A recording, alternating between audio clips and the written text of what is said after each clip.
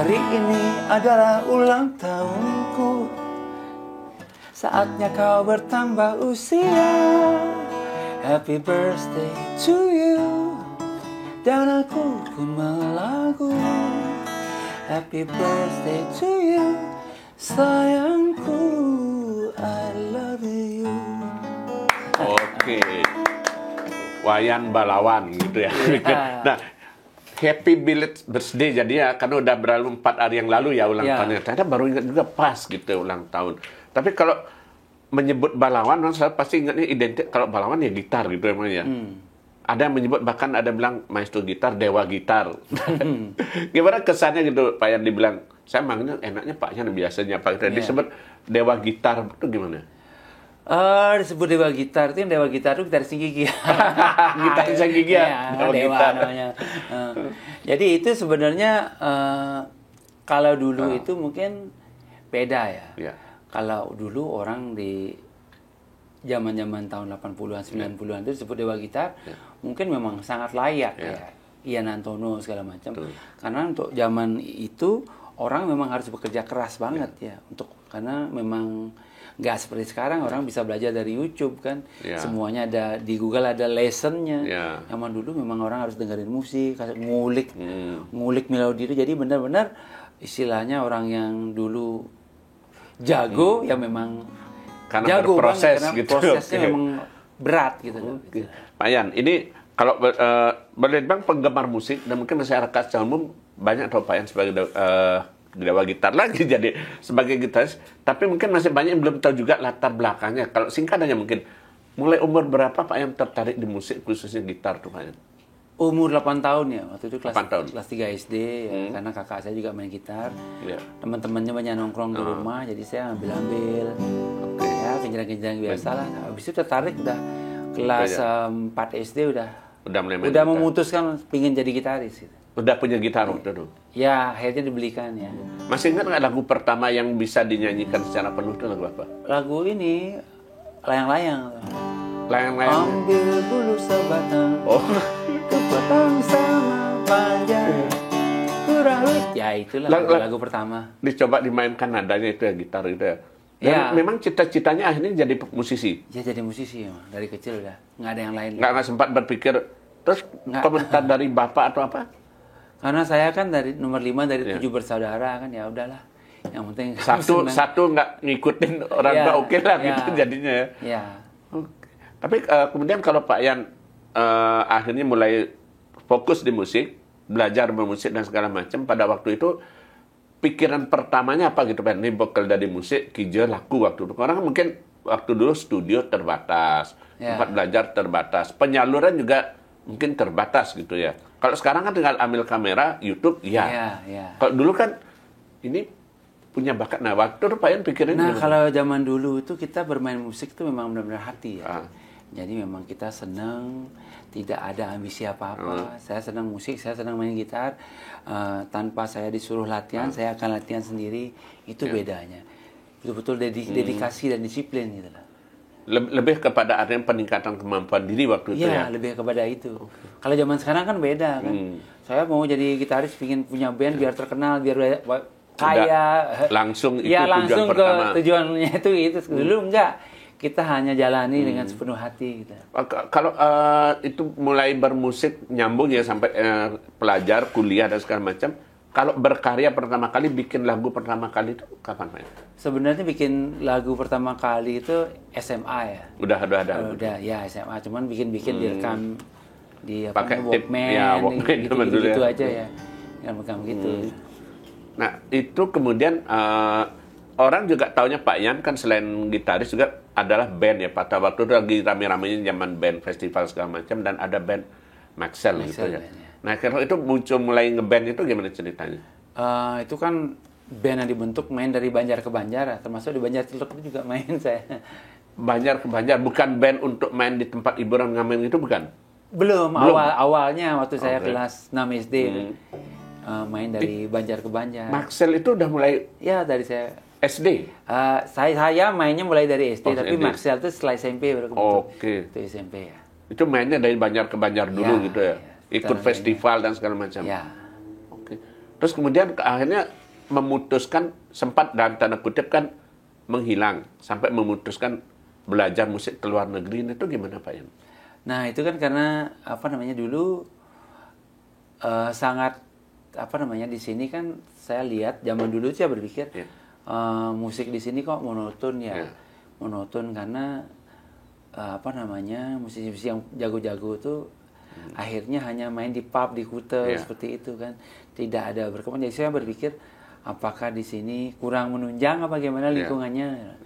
Jadi waktu itu nyoba ini liburan, maksudnya diajak sama teman ke Australia 3 bulan di sana untuk nonton live musik lah, lihat-lihat sekolah musik gitu.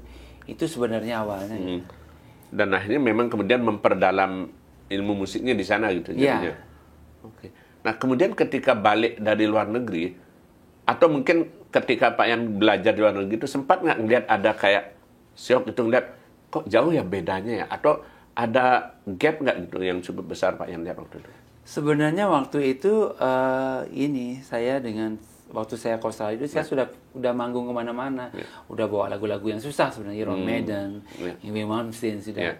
Jadi di sana itu karena lingkungan baru kan, kita dengan budaya timur itu kan semakin berisi semakin merunduk kan. Di sana pura-pura bodoh. Ternyata kalau di sana pura-pura bodoh, ya malah kirain bodoh beneran. Iya, jadi merubah strategi. Kalau kita punya kemampuan, kita harus show off di sana lah, harus liatin ke orang, harus percaya diri itu dibangun gitu lah. Biar orang tahu juga. Biar orang tahu juga ya gitu. Tapi kemudian dengan artinya anggaplah setelah mendapat ilmu dari luar itu Pak Yan balik lagi ke sini. Waktu itu pikiran pertama Pak Yan apa gitu? Untuk mungkin bukan memperbaiki ya, tapi untuk berkontribusi misalnya bahwa ini loh saya udah punya pengalaman, punya ini, ingin saya share, ingin bagi untuk menumbuhkan iklim yang lebih kuat mungkin barangkali untuk musik Bali. Jadi setelah saya di sana 4 tahun ya, hampir 5 tahun saya di Sydney itu, saya belajar semua dari jazz, pop, klasik, semua saya pelajarin. Akhirnya ujung-ujungnya kita harus orang jago banyak, tapi orang yang punya ciri khas nggak banyak gitu. Jadi itu ya, orang jago banyak, orang punya ciri khas nggak banyak. Jadi banyak di sana juga terlalu seragam. Misalnya orang main rock, banyak sekali main rock. Main jazz, banyak sekali main jazz jago-jago. Dan stylenya sama. Stylenya sama. Ya. Jadi dari sana supaya gimana saya bisa menonjol di antara mereka, saya harus punya ciri khas tersendiri. Jadi saya masih di sana, saya udah melakukan hal yang aneh-aneh. Kita misalnya lagu Panjang Brahma, saya udah tak mulai mainin pakai gitar. Yang mereka nggak pernah dengar seumur hidup. Apa sih yang kamu mainin? Dia nggak tahu ini lagu apa gitu. Ya, lagu apa. Jadi di sana mulai eksperimen saya gitu lah. Kalau kemudian teknik tapping itu mulai kapan mulai itu Pak Yan? Sebenarnya dulu kan awalnya itu di kanan ciri khasnya Pak Yan ada teknik tapping. Iya, teknik tapping itu sebenarnya dari sebelum ke Australia sudah main Bali itu udah, sebenarnya ya. Sebenarnya sudah karena kan saya main Van Halen yang memang benar-benar udah melakukan itu. Cuman karena setelah belajar di sana banyak tahu teori musik, jadi bisa lebih luas lagi pengembangannya, bisa dikembangkan lagi. Dalam gitu. Kepikiran Pak Yan waktu itu sesampainya di Bali kan baru dibilang dengan pengalaman cukup banyak itu untuk bisa berbagi kepada bukan hanya di Bali, di Indonesia secara umum, apa yang Pak Yan kebayang waktu itu saya akan melakukan ini misalnya? Jadi waktu itu saya balik ke Bali itu kan tahun 97. 97 terus saya langsung bikin grup Batuan Etnik Fusion itu langsung yang benar-benar langsung bikin itu yang memang lagu-lagu awalnya saya mulai lagu Panjang Brahma atau lagu Manuk Rawa. Saya bikin versi jazznya gitu. Versi jazznya, jadi memang waktu itu kan ya namanya orang masih berdarah muda gitu kan. Semangat. Yang habis menuntut ilmu. Pingin show off dan masih terbawa budaya barat itu tadi ya. Pingin menunjukkan ini saya kayak gini. Ya jadi itu kan ya tentu saja ada pro dan kontra. Ada yang bilang apa nih dibikin nih merusak. Paling banyak komentarnya apa dibilang merusak? Ya nggak nyambung. Ya nyambung gimana? Apa nih gamelan ada yang gini gitu misalnya. Ya banyak sekali yang begitu. Ya segitu. Tapi satu sisi juga orang yang tingkat apresiasinya tinggi, wah ini pasti baru nih. Gamelan dimainkan pakai gitar ya. Selalu kan ada pro dan kontra. Dan waktu itu Pak Yan sudah berpikir untuk melakukan banyak pengembangan juga gitu ya? Sudah. Jadi bagaimana Tapi belum masuk pakai double neck waktu itu belum ya? Belum. Oke. Ya. Jadi selain saya mengembangkan skill gitar sendiri, juga bagaimana mengemas musik Bali itu biar tidak taunya gamelan gong kebiar aja gitu. Yeah. Jadi biar bisa istilahnya fusion jazz yang versi Bali gitu. Seperti itu sebenarnya. Tapi itu pada waktu itu sempat nggak, bukannya menyesal atau kecewa ya, tapi artinya bahwa ternyata justru orang luar yang lebih bisa mengapresiasi gitu Pak Yan. Orang luar dalam arti kata musik, barangkali penikmat musik di Jakarta atau bahkan tamu luar negeri. Ya, tentu saja karena kan kalau orang luar itu mendengarkan pure gamelan gong kebiar terlalu berat buat mereka. Betul. Jadi sedangkan kalau orang Bali kalau dengerin jazz terlalu berat buat mereka. Jadi Pak Yan ngambil tengah-tengahnya. Tengah-tengahnya saya ambil sesuatu yang bisa dimengerti sama orang Bali, tapi bisa dihargai juga oleh orang Barat. Makanya saya kan misalnya lagu Meong-Meong atau Putri Cening Ayu, sebenarnya itu yang orang Bali familiar yang dimainkan dengan cara yang berbeda gitu. Itu kan kalau nggak salah Pak Yan juga sempat malah mencoba membawakan lagu blues ya dengan Komang Layang, lagu blues tapi dibawakan dalam bahasa Bali. Ya. Itu juga termasuk bagian dari eksperimen tuh Pak Yan? Itu bagian dari eksperimen juga ya itu. Oke. Masih ingat nggak mungkin potongannya yang lagu Gending Bali itu? Oh, itu yang bluesnya tuh yang kayak gini. Oh, yang blues Momone. Nah, itu gimana? Landari barang-barang mepina, jangan ake aneh suka mengelanu, merasa kuangan. Oke. Anto, aneh ngerana yang suka ngelah sama nejegek. Nu masih ada mengintip kurang timpal. Itu. Tapi itu sebenarnya ini sama Lolot tuh barengan sebenarnya. Iya, keluar bareng. Dan ini kan masalahnya gini Pak Yan. Pada waktu itu ketika lagu ini keluarnya menjadi sesuatu yang baru. Cuma kalau berbicara soal pasar boleh dibilang pada waktu itu berat.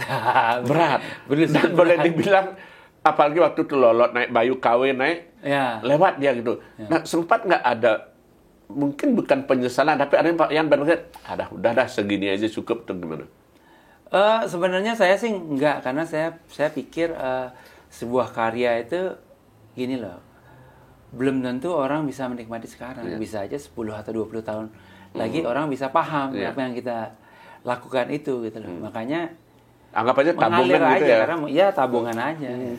Ya mungkin kalau dulu zaman ketika Lola tuh orang belum tahu lagu Momo tadi. Tapi ketika sekarang lihat YouTube-nya, orang baru tahu bisa jadi malah sekarang naik ya. Iya, gitu. Oke.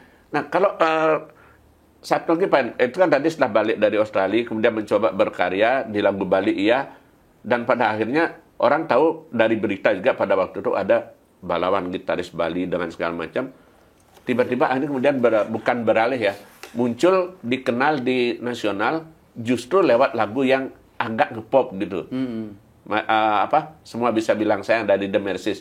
Nah itu bisa diceritakan nggak prosesnya itu gimana Pak yang memutuskan? Jadi sebenarnya itu lucu banget. Jadi sebelum saya masuk Sony Music itu sudah ratus-ratusan demo yang saya kirim ke Sony. Oh sudah sempat kirim demo banyak? Oh banyak banget udah. Bukan hanya ke Sony aja mungkin ya? Iya, kemana-mana, musika semua udah saya cobain. Demonya dalam CD ya, CD. Nah, artinya dalam musik yang gimana?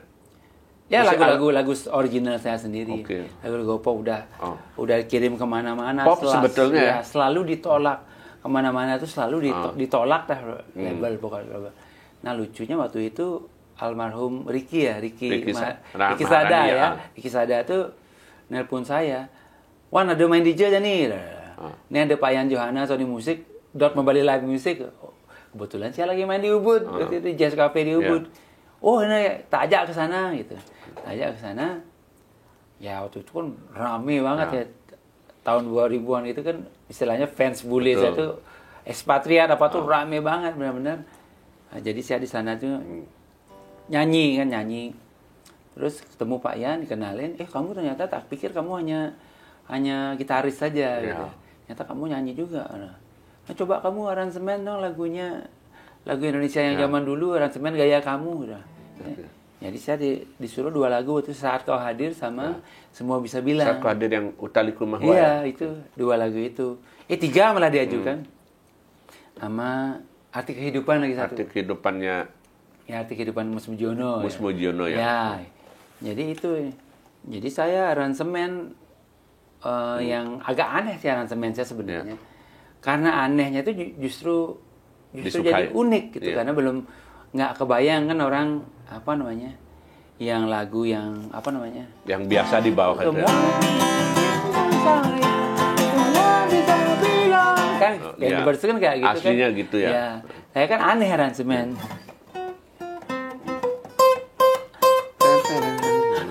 Oke. Kalau kau benar-benar sayang padaku, kalau kau benar-benar cinta. Cara nyanyi juga beda kan? Iya, nyanyinya soft banget. Ya. Ternyata itu booming. Waktu mencoba menggarap itu, Pak Yan sendiri berusaha nggak sedemikian rupa atau ada coba aja dengan style sendiri itu apa? Iya, pokoknya dengan cara saya sendiri. Jadi memang istilahnya saat kita banyak berusaha, di saat kita pasrah ternyata itu yang terbaik. Itu yang terbaik. Dan itu jadi dan booming gitu ya. Iya. Tapi kemudian banyak muncul komentar juga Pak Yan. Orang bilang, oh ternyata Pak Yan beralih ke pop ya kan gitu kata jadinya. Iya itu cuman sebenarnya di album itu saya punya misi dengan lagu pop itu kalau zaman dulu kan zamannya kaset sama CD. Betul. Ya orang boleh dengar lagu pertama Semua Bisa Bilang, tapi berikutnya kan lagunya berat. Itu satu pemikat aja, satu aja pemancingnya. 3 lagu ada pemancing. Sisanya berat kalau zaman dulu kan orang pakai kaset atau tapi CD memang kan, yang naik satu itu aja. Iya, orang harus dengerin kan semua mau nggak mau kan. Iya. Kalau nggak musik kan lagu-lagu itu habis itu di-rewind lagi. Ya. Kalau kaset harus begitu caranya kan harus dengerin semua. Gitu. Iya, jadi taktik juga sebetulnya taktik gitu. juga sebenarnya kita harus mikir. Waktu itu ada kompromi nggak sama Pak Yan atau Pak Yan minta satu album tuh harus gini atau bebas? Enggak, 3 lagu itu aja yang 3 lagu aja yang lain terserah kamu. Yang lain terserah. Jadi kesempatan sebetulnya mengenalkan bakat itu gitu ya. Jadi kan mungkin Pak Yan itu kalau tak lihat juga punya punya visi yang beda kan. Dia pikir ya udah banyak punya ada Sheila on 7, ada Gigi, ada Padi gitu kan. Jadi ini biar ada nyeleneh satu mungkin ya. Jadi kan kadang-kadang orang gitu kan. Ya. Dan ternyata jalan gitu ya. Tapi kalau komentar-komentar yang muncul waktu itu gimana, mungkin dari sesama teman musisi atau apa yang tahu bahwa ini pindah jalur atau dibilang berubah aliran gitu? Saya tetap mikir gitu. Kalau pindah jalur tuh berarti udah berhenti dia main yang lain yang idealis ya gitu. Selama itu tidak berhenti, itu adalah menu yang lain saya. Saya dari dulu sudah mikirin gitu sampai sekarang juga. Dan ada banyak pilihan menu ya yang dimainkan gitu ya. Kalau yang akhirnya kemudian Pak Yan itu setelah di Sony kontrak 2 album ya, 2 apa 3 album? 1 album habis itu ke Universal Music karena Pak Yannya pindah juga. Oh ya, pindah ke Universal itu. Saya ikut pindah. Tapi kemudian gini Pak Yan, setelah album itu keluar, kebetulan kan zaman mulai berubah juga. Orang mulai lebih ke digital, internet dan segala macam. Nah, yang kepikiran pada waktu itu Pak Yan mau bikin apa ya sekarang ya gitu? Ya itu memang masa peralihan waktu itu memang agak berat juga. Berat juga waktu itu kan. Saya nulis itu kalau nggak 2005 ya, awal 2006. Sedangkan kayak itu mulai ada YouTube itu kan 2005 mulai YouTube itu. Jadi mulai saat itu makanya nunggu untuk album keduanya kan agak lama. Lama ya. 2008 baru 3 tahun karena kan kita bingung ya. Kok jadi perubahan digital tuh yang ringback tone lah apa kok pokoknya masih ada RBT waktu itu ya. Iya, makanya yang kalau ini Pak Yan di lagu kemudian walaupun Pak Yan basisnya di Bali, tetap ada basisnya di Bali, tapi kan tetap bermainnya keluar juga sampai ke luar negeri. Boleh diceritakan nggak pada waktu itu bagaimana boleh dibilang ya sepak terjangnya Balawan dengan Batuan Ethnic Fusion sampai ke festival di luar negeri. Artinya sering juga main di acara-acara internasional, tapi justru di Bali sendiri orang nggak banyak yang tahu gitu Pak Yan. Itu kan memang target market saya sebenarnya karena sudah lama di luar kan. Jadi memang yang utama itu kan memperkenalkan Bali. Bali dari sisi yang lain ya, bukan hanya gong kebiarnya tapi lebih lebih luas lagi, misalnya kemaestroan pemain gamelan kita kan tidak pernah terekspos. Jadi salah satu misi saya tuh mereka tuh juga pemain tradisi itu juga harus diekspos secara skill individualnya mereka. Kalau mereka main gong kebiar kan tuh yang 40 orang kita nggak tahu. Semuanya hanya kompak gitu loh. Tapi secara individual kan tidak kelihatan gitu. Itu salah satu misi saya gitu loh. Karena kan kita beda banget sama kalau musisi India kan benar-benar secara individual mereka kuat sekali. Kan bisa diajak sama The Beatles kolaborasi gitu. Bali kan siapa Raffi Shankar itu kan kemana-mana sampai internasional. Nah Bali belum sampai level itu, walaupun gong kebiarnya sudah dikenal dunia, tapi secara personal itu belum ada gitu ya. Nah dalam rangka itu juga kalau Pak Ian masih ingat pertama kita ngomongin tahun itu ya, tahun yang waktu itu sekarang mungkin udah ada beda lagi kan karena pengaruh YouTube dan segala macam. Pada waktu itu Pak Ian targetnya waktu itu kolaborasi dengan siapa Pak Ian? Ada musisi internasional ingin Pak Ian target yang bisa setidaknya selain mendongkrak nama Pak Ian juga sekaligus itu tadi bahwa ini loh musisi dari Bali. Tapi zaman dulu kan memang agak susah banget. Memang agak susah akses ke artis-artis itu. Nggak seperti sekarang. Kita sekarang bisa DM Instagramnya, bisa karena yang Instagramnya pegang kan dia sendiri ya. Kalau kita mau kontak artis siapapun. Kalau dulu manajer langsung ya. Dulu manajer segala macam complicated banget. Dulu kita memang harus berjuang keras gitu. Masih ingat nggak waktu itu pertama kali Pak Ian ingin bekerja sama dengan siapa atau main dengan siapa gitu? Banyak sih kalau gitaris pengen Joe Satriani, terutama gitaris sih zaman itu ya. Cuman yang belum kesampaian gitu lah. Ya, yang pertama kali kesampaian dengan siapa kolaborasi? Kolaborasi itu sebenarnya kesampaiannya itu malah bukan kesampaian ya kalau ini. Jadi waktu saya ada festival di Norway itu gitaris idola saya Steve Morse itu gitaris di Deep Purple. Dia malah nonton saya klinik gitu loh. Itu mungkin tak pikir lebih hebat dari sekedar kolaborasi jadi jarak segini saya lagi klinik ngasih pelajaran gitar dan dilihat langsung sama Steve Morse dari jarak 1 meter. Saya tuh mau pingsan rasanya kan gitu kan. Kalau orang nonton Steve Morse kan udah biasa. Kalau Steve Morse nonton saya luar biasa. Kebalik malah gitu. Jadi itu. Tapi akhirnya pernah yang dengan ini kan Tommy Emmanuel juga. Tommy Emmanuel itu saya udah kolaborasi sama dia tahun 2000. Dia itu gitaris fingerstyle nomor 1 di dunia. Udah tahun 2000 saya udah main sama dia. Kalau sama idolanya Pak Ian Baron, Stanley Jordan gimana?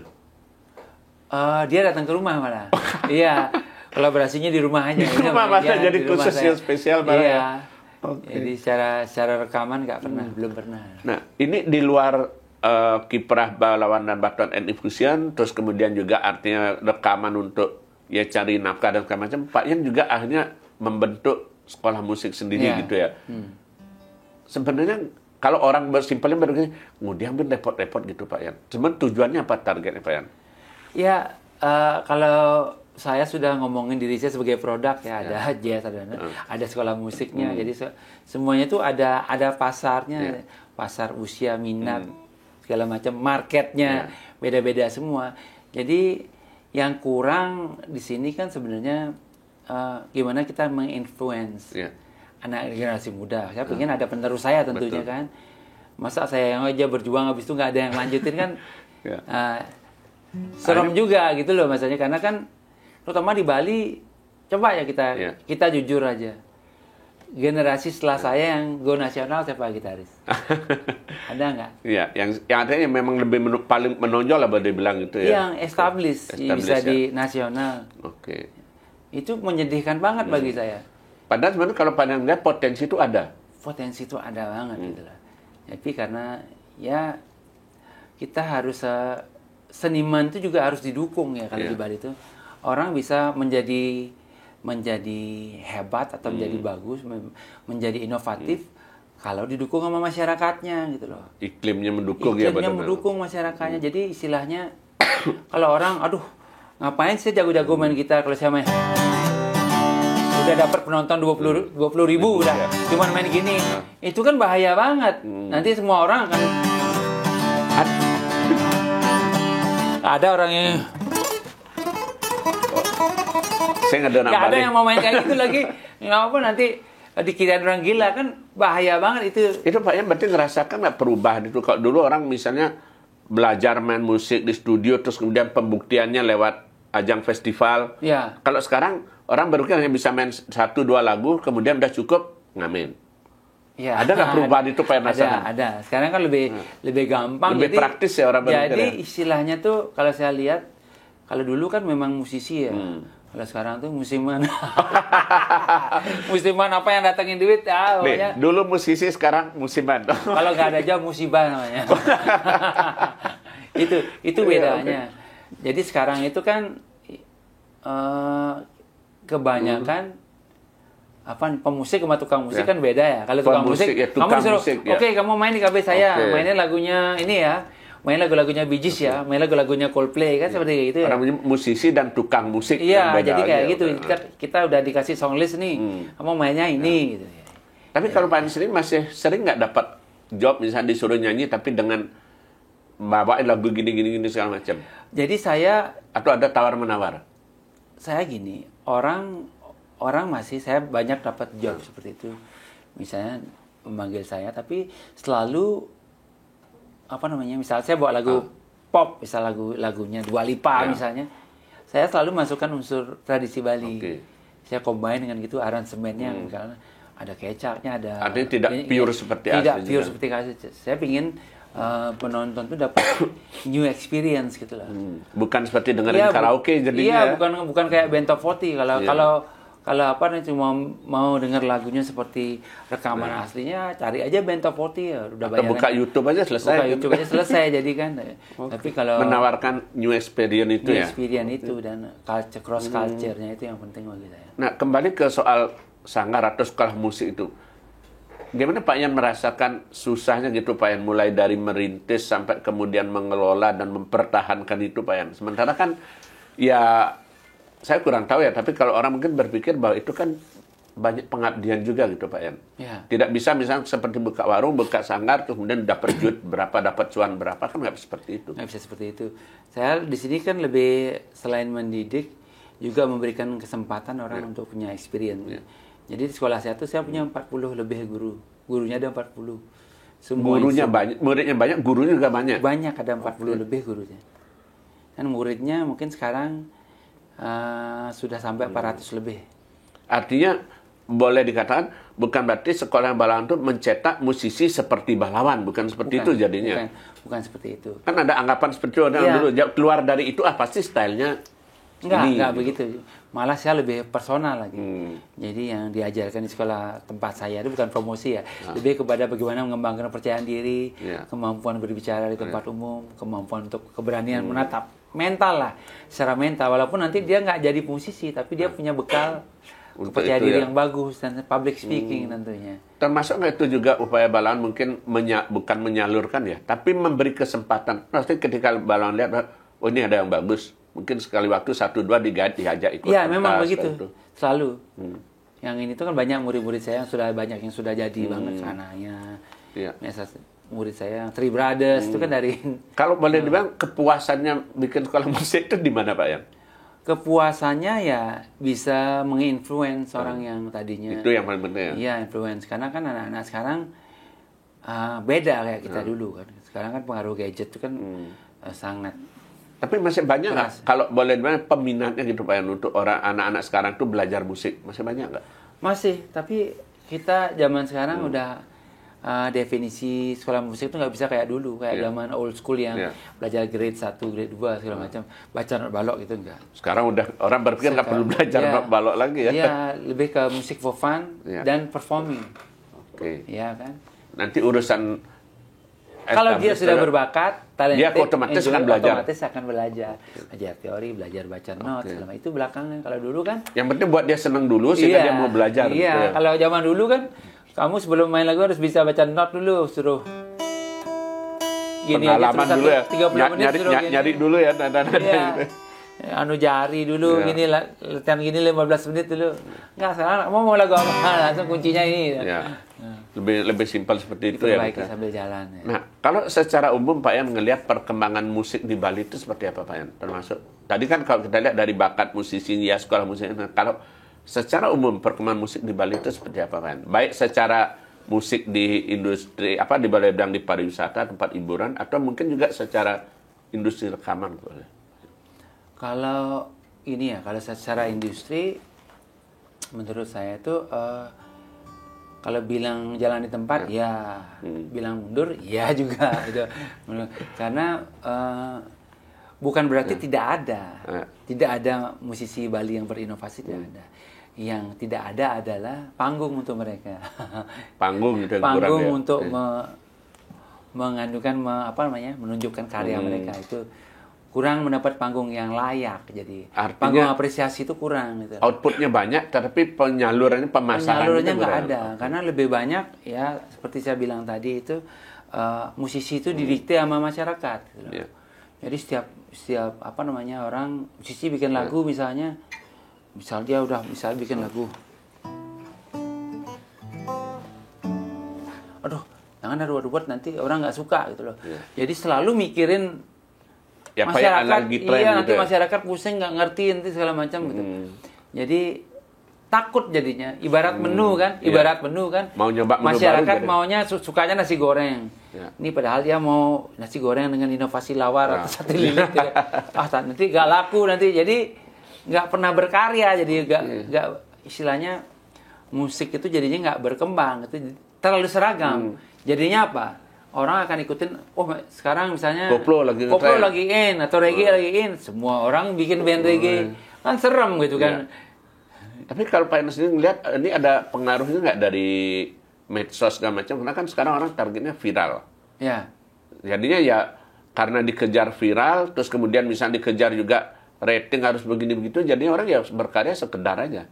Ya, tapi kalau menurut saya sebagai musisi itu kan juga harus punya target, punya mimpi juga, istilahnya punya mimpi.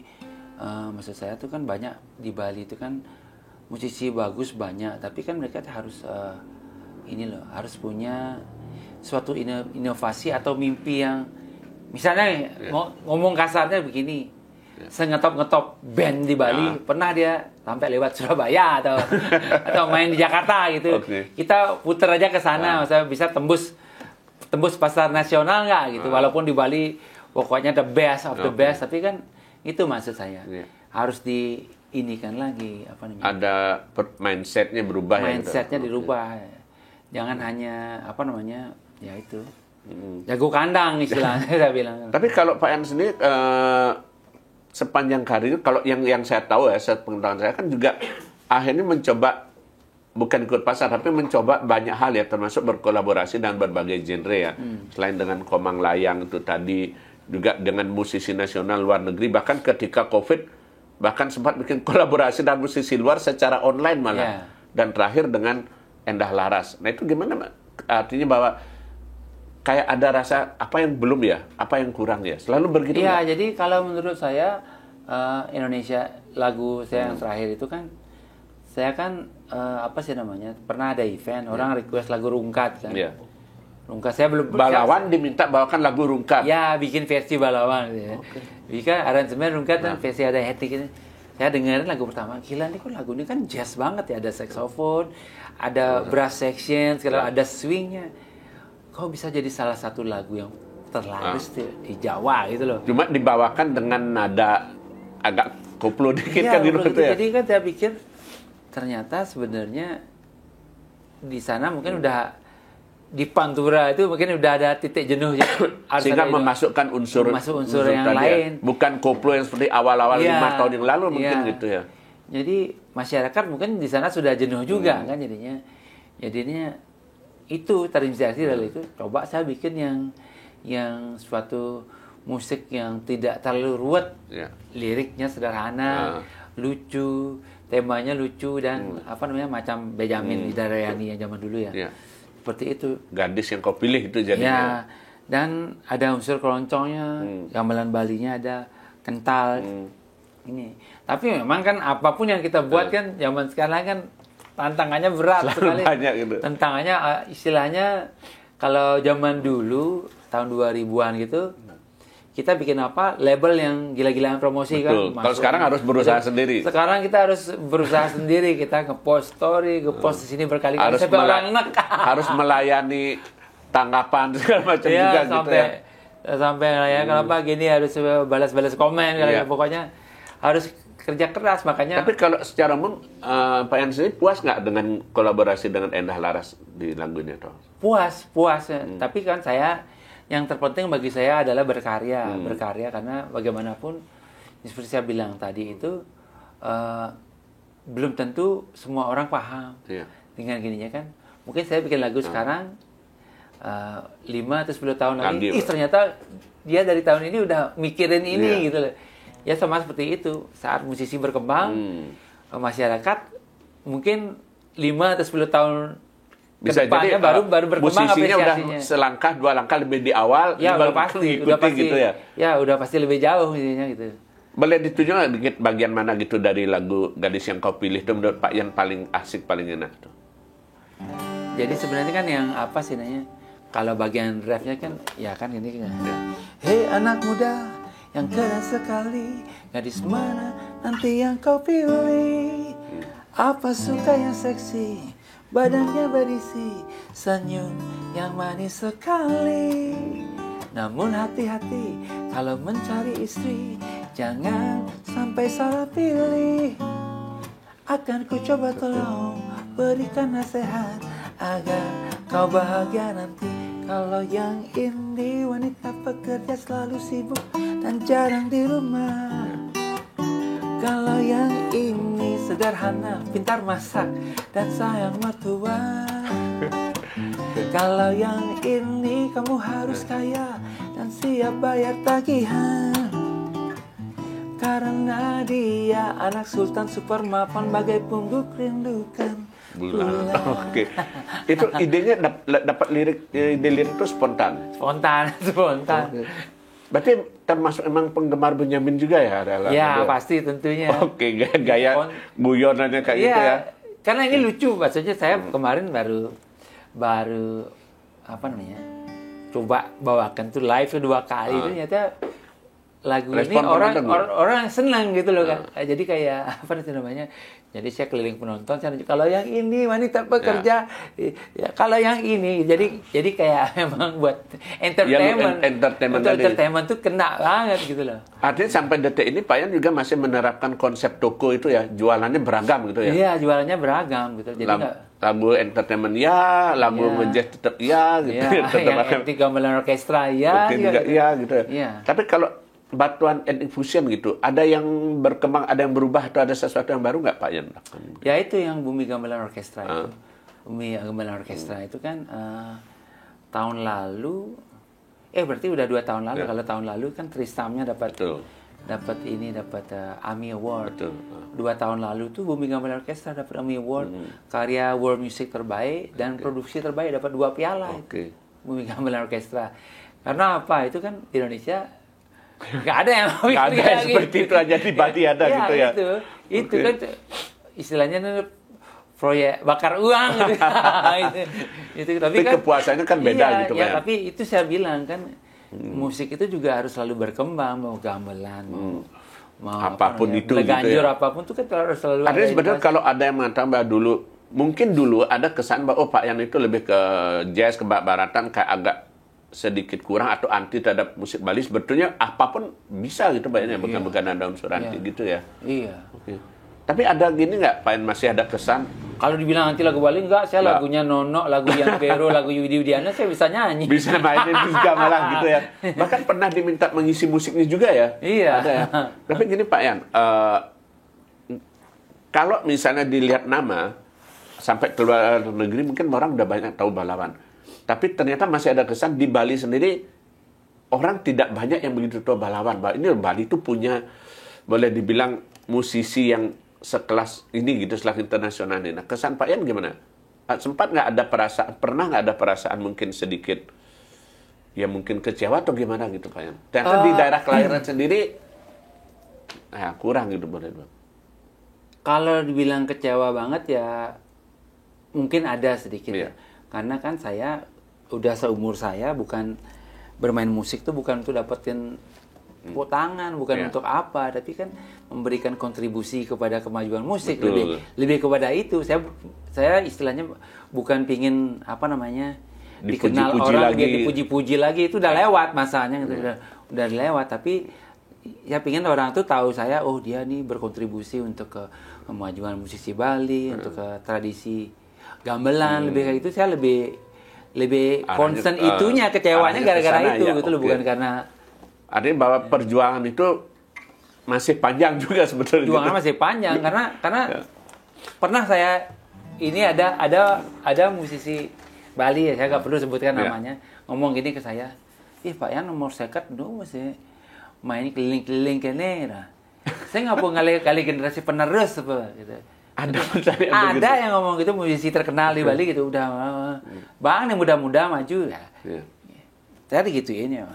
Saya jawabannya gimana? Jawaban saya gini, saya main musik keliling ini untuk memberikan inspirasi.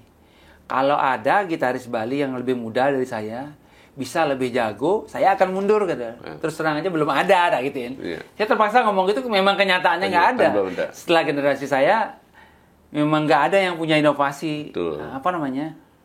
Yang benar-benar niat berjuang sampai sedemikiannya gitu ya. Iya, itu yang jadi masalah gitu. Kalau saya berhenti main sekarang ya udah nama saya tinggal kenangan, tidak ada kontribusi apa juga. Tapi jangan dibilang Pak Yan 50. Itu The Purple.